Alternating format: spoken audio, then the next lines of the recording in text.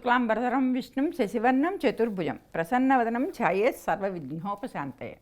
మన హైందవ సాంప్రదాయం చాలా విశిష్టమైనది. లక్ష్మీనారాయణులు, సీతారాములు, పార్వతీ పరమేశ్వరులు ఇలాగ చెప్పి మనం పూజిస్తూ ఉంటాం. కానీ వాస్తవంలోకి వచ్చినప్పుడు ఎలా ఉంటుందంటే పార్వతి విషయం తక్కువ, పరమేశ్వరుడి విషయం ఎక్కువ, లక్ష్మి విషయం తక్కువ, నారాయణుడి విషయం ఎక్కువ. ఇలా ఉంటూ ఉంటుంది. సరే, ఆ రకంగానే మన సాంప్రదాయం ముందుకు వెడుతోంది. కానీ మన భక్త రామదాసు దగ్గరికి వచ్చేసరికి ఆయనకున్న పరిస్థితుల వల్ల అయితేనే, ఆయనకున్న ప్రత్యేకమైన అభిమానం వల్ల అయితేనే, సీతమ్మని మాతృమూర్తిగా ఆయన సేవించడం వలనైతేనే సీతమ్మని సీతారాముల దంపతుల నుంచి సీతమ్మని ఒక అడుగు ముందుకు తీసుకొచ్చాడు. ఆవిడ పట్ల విపరీతమైన అభిమానం చూపాడు. మాతృమూర్తిగా ఎన్నో కీర్తనలు రచించాడు. ఎన్ని విధాలుగా మన వాళ్ళు స్తుతించినా అమ్మవార్లందరూ కూడా ఎప్పుడూ వెనకాలే ఉన్నారు. కానీ సీతమ్మని రామదాసు ముందుకు తీసుకొచ్చి ఒక ప్రత్యేక స్థానంలో కూర్చోబెట్టాడు. ఇక్కడ ఎందుకు ఇలా చెప్తున్నాను అంటే, చాలా కష్టపడ్డాడు, చెరసాలలో చాలా అవస్థలు పడ్డాడు. రాముల వారికి చెప్పుకుని విసిగిపోయాడు. ఎందుకో ఒక్కసారి అతనికి అనుమానం వచ్చింది, అసలు ఈ రాముడు నా మాటలు వింటున్నాడా, ఎవరి చేతనా చెప్పించాలేమో. ఎందుకు ఇలా అన్నానంటే, 16వ శతాబ్దంలోనే లౌక్యత చోటు చేసుకుని ఉంటుంది. ముస్లిం పరిపాలకుల కాలంలో ఇవ్వడాలు, పుచ్చుకోవడాలు, లంచాలు ఇవన్నీ కూడా వాటి రూపురేఖలు వేరేగా ఉన్నా కూడా లౌక్యం అనేది ముఖ్యమై ఉంటుంది. ఒకళ్ళ చేత చెప్పిస్తే కానీ, సిఫారసు చేయిస్తే కానీ పని అవదేమో అన్న అనుమానం కూడా ఉండవచ్చు. ఇక్కడ గోపన్న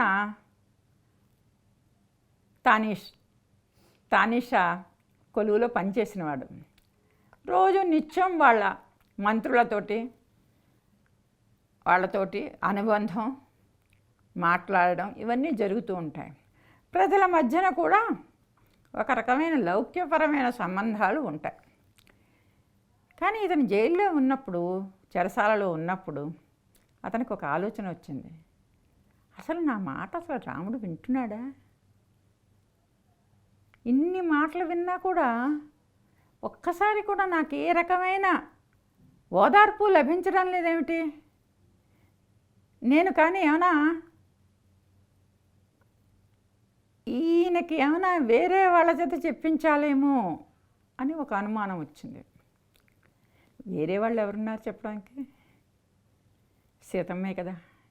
భార్య చెప్తేనే ఒకసారి ఇంట్లో కొంచెం కసురుకున్నా, తిట్టుకున్నా, చేసినా భార్య ఒకసారి కాంతా సంహితం ఉంటారు దాన్నే. అంటే సమయ సందర్భాలు చూసుకుని ఎలా చేయాలో చెప్తూ స్త్రీ ఒక అణువుగా కాంతా సంహితంగా ఉపదేశిస్తుంది. కాబట్టి సీతమ్మ ద్వారా చెప్పించి చూద్దాం ఒకసారి అని చెప్పేసి అనుకున్నాడు. అతని దుఃఖం తీరని దుఃఖం. చెరసాలలో ఎవ్వరూ లేరు, ఒంటరిగా ఉన్నాడు. చైత్ర వైశాఖాలు మర్చిపోయానన్నాడు. అంటే ఏంటి, వాళ్ళ ఆదివారమా సోమవారమా అనే రోజులు మర్చిపోయాడు. ఎన్ని సంవత్సరాలైందో తెలీదు. వెన్నెల కనబడదు, సూర్యుడు కనపడడు, నక్షత్రాలు కనపడవు. సరే, మనుషుల మాటే దిక్కులేదు.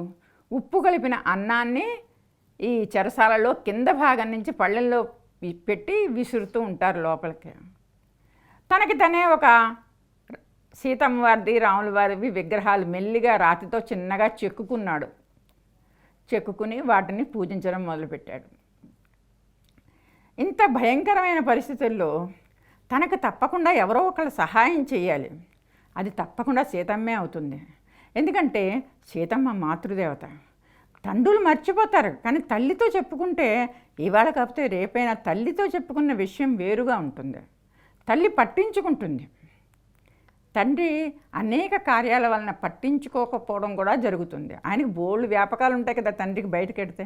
కానీ తల్లి ఏముంటుంది, ఇంట్లో వంట ఇంట్లో ఉంటుంది, ఇంట్లోనే ఉంటుంది. సో వాడికి ఏమిటి కావాలి, వీడికి ఏం కావాలి, వీడికి ఏం కావాలి, వీడికి ఏం కావాలి అనుకుంటూ ఆవిడ నెమరు వేసుకుంటూ ఒక్కసారి కాదు ఒకసారి నా వైపు చూస్తుంది, నా గురించి చెప్తుంది.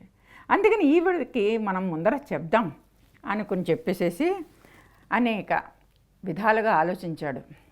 ఆవిడ మాతృమూర్తి కాబట్టి అమ్మ అని చెప్తేనే ఆవిడ పులకించిపోతుంది, ఆనందిస్తుంది. ఈ దేవాలయ ఉద్ధరణలో అనేక చిక్కులు పడ్డాడు. ముందుగా ఏమిటంటే తానీషాకి చెప్పే కొన్ని మార్పులు చేశాడు. అది ఒక పత్రం కూడా ఉంది ఆల్రెడీ అక్కడ భద్రాచలంలో. ఆయన ఒప్పందం తీసుకునే కొన్ని చేశాడు. కానీ ఒక పని మొదలుపెట్టాక మనకు కూడా తెలుసు కదా, ఒక ఇల్లు మొదలుపెట్టాక ఒక సమయంలో ఆగడం కష్టం, ఆపడం కష్టం.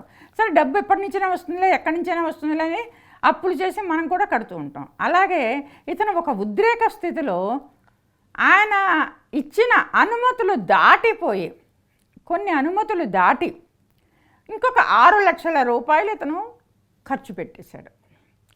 ఆ 6 లక్షల రూపాయలు ఖర్చు పెట్టడానికి కారణం ఏంటంటే, నేను రామభక్తుడిని కదా, సరే తానీషా ప్రభు కూడా భక్తుడే కదా, ఏమీ కాదనడు అని చెప్పేసి. కానీ మన కాదనడాలు అవునడాలు ఎక్కడ నిలబడతాయంటే సమయం సందర్భం బట్టి నిలబడతాయి. పరిస్థితులు ఇరకాటమైనప్పుడు అవన్నీ కూడా నిలబడవు. ఈ రకంగా ఇన్ని ఆలోచనలతోటి అతను ఒక కీర్తన అనుకున్నాడు. నను బ్రోవమని చెప్పవే సీతమ్మ తల్లి, నను బ్రోవమని చెప్పవే, నను బ్రోవమని చెప్పు నారీ శిరోమణి, జనకుని కూతుర జనని జానకమ్మ. నన్ను బ్రోవమని చెప్పవే, అమ్మా చెప్పు, ఇంకా నేను భరించలేని కష్టాలు, నన్ను దయచేసి నన్ను ఏదో రకంగా గట్టెక్కించమని చెప్పు. నువ్వే దానికి తగిన దానివి, నారీ శిరోమణివి, స్త్రీలందరిలోనే ఉత్తమ దాని. ఎన్నో కష్టాలు నువ్వు పడ్డావు, భర్త వెనకాల వచ్చి కుటుంబాన్ని దాటుకుని వచ్చి ఎన్నో అవస్థలు పడ్డావు. అలాంటి దానివి నీకు కదా భక్తుల సంగతి తెలిసేది. జనకుని కూతురువి, జానక మహారాజు కూతురువి, నీకు తెలియదా? జానకమ్మ అంటేనే జనని, జనని అంటే తల్లి. ఈ లోకంలో ఉన్న జనులందరినీ కాపాడే తల్లి, ఏకైక తల్లి అంటే నువ్వు. మామూలుగా మాకందరికీ వేరే అమ్మలు ఉన్నారు, కానీ ఈ అమ్మ అందరికీ కూడా అమ్మ ఎవరు అంటే నువ్వే. అందుకని జనని జానకమ్మ నువ్వే నాకు చెప్పు, మా గురించి నా గురించి చెప్పు అని చెప్పేసి చెప్పాడు. ఈ రామదాసు హృదయాన్ని చీల్చుకొచ్చిన ఈ కీర్తన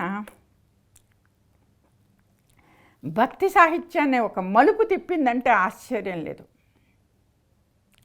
అప్పటి వరకు వస్తున్న రచయితలందరూ కూడా, రచయితలు అంటే ఎవరు? కీర్తనలు రాస్తున్న వాళ్ళు, భక్తి సాహిత్యాన్ని రాస్తున్న వాళ్ళని కూడా ఒక ఒరవడిలో రాసుకుంటూ వస్తున్నారు. నువ్వు స్వామివి నన్ను కాపాడు, నువ్వు స్వామివి నన్ను కాపాడు. ఇది ఈ రకంగా ఒక ఒరవడిలో నేనేమైనా పాపం చేసి ఉంటే క్షమించు, నా పాపాలు నువ్వు కాకపోతే ఇంకెవరు క్షమిస్తారు, ఈ రకమైన ఒరవడిలో రాసుకుంటూ వస్తున్నారు వాళ్ళందరూ.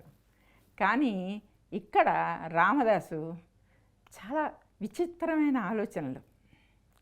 ఏమిటి అంటే, ఎలాగో అలాగా సీతమ్మ చేత చెప్పించి తన పనిని సానుకూలం చేసుకోవాలి అనే ఒక దీక్ష.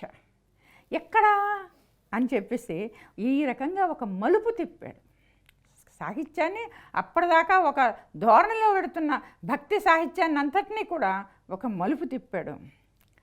ఈ పల్లవిలో నను బ్రోవమని చెప్పు అనడంలో ఆశ్చర్యం ఏమి లేదు. అంటే ఏమిటి?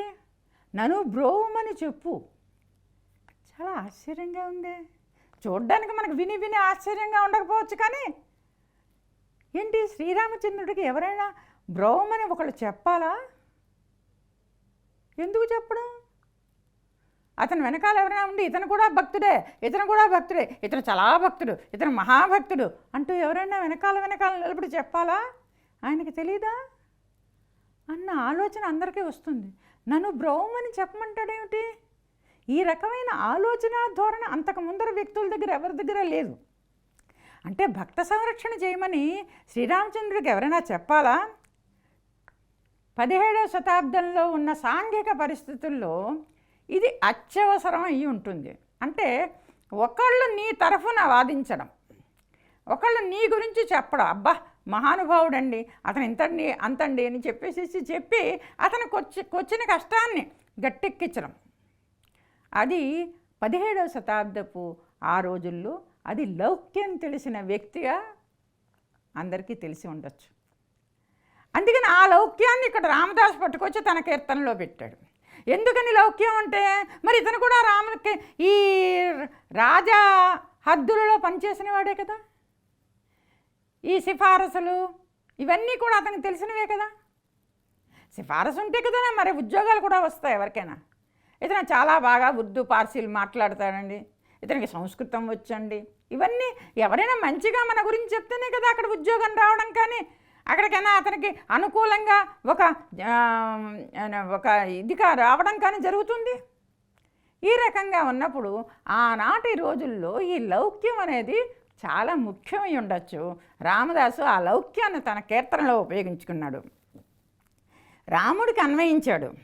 చూద్దాంలే, ఇలాంటి భక్తులు చాలామంది ఉన్నారు, ఆ ప్రతి వాళ్ళని భక్తుడు అనుకో అని చెప్పి సీతాదేవిని విసుక్కుంటే చాలా ఇలాంటి వాళ్ళు చాలామంది ఉంటారు. రోజు పొద్దున్నే కొబ్బరికాయ కొట్టి అరటిపళ్ళు నైవేద్యం పెట్టేసినంత మాత్రం నన్ను వరాలు ఇచ్చేయమంటే ఎలాగా, ఇలాంటి వాళ్ళు చాలామంది ఉన్నారు అని అనుకుంటాడేమో రాముడు అని చెప్పేసేసి రామదాసుకు అనుమానం వచ్చి సీతమ్మ చేత చెప్పిద్దాం అనుకున్నాడు.